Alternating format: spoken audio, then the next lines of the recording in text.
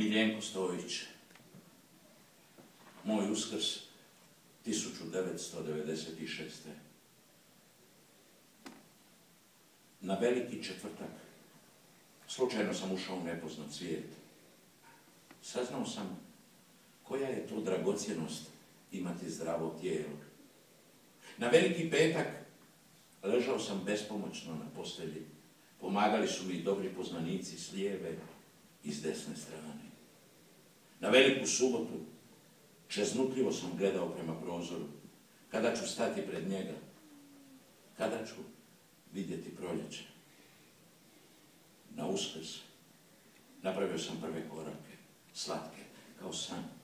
Vratilo mi se djetinjstvo. Htio sam kriknuti svima. Sada evo, prepoznajem iskazano mi povjerenje. Nastojim ga sačuvati unatoč povremenim oblacima.